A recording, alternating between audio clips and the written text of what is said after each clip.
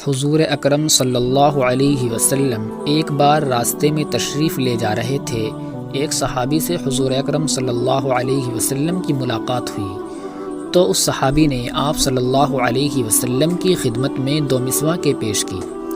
حضور اکرم صلی اللہ علیہ وسلم نے ان کو بخوشی قبول کر لیا۔ ان 2 مسواکوں میں سے ایک بالکل سیدھی اور ایک ٹیڑھی تھی۔ حضور اکرم صلی اللہ علیہ وسلم کے اخلاق دیکھیے کہ جو مسواک سیدھی تھی وہ آپ نے اپنے ساتھی کو دے دی اور جو ٹیڑھی تھی وہ آپ صلی اللہ علیہ وسلم نے اپنے پاس رکھی۔ بے شک اچھے اخلاق سعادت اور برے اخلاق بدبختی کا ذریعہ ہے۔ حدیث شریف میں فرمایا گیا ہے کہ آدمی اچھے اخلاق سے روزے دار اور تہجد گزار کا درجہ حاصل کر لیتا ہے۔ حدیث شریف میں ہے کہ آپ صلی اللہ علیہ وسلم نے فرمایا، جو لوگ قیامت کے دن میرے قریب ہوں گے اور مجھے ان سے محبت ہوگی وہ اچھے اخلاق والے ہوں گے۔ اور ایک حدیث شریف میں ہے کہ قیامت کے روز آدمی کے نامہ اعمال میں سب سے وزنی چیز حسن اخلاق ہوگی۔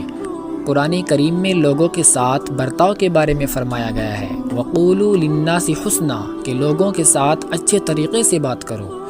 حضرت سیدہ عائشہ صدیقہ رضی اللہ تعالی عنہ فرماتی ہیں کہ حضور اکرم صلی اللہ علیہ وسلم کا اخلاق قرآن تھا۔ آدمی کے اخلاق کی اچھائی اس وقت ظاہر ہوتی ہے جب وہ اپنے سے کمزور سے معاملہ کرے اور اس سے حسن اخلاق کا مظاہرہ کرے، ورنہ اپنے سے بڑے آدمی کے سامنے تو ہر کوئی جھک ہی جاتا ہے اور بادل ناخواستہ اخلاق حسنہ کا مظاہرہ کرتا ہے۔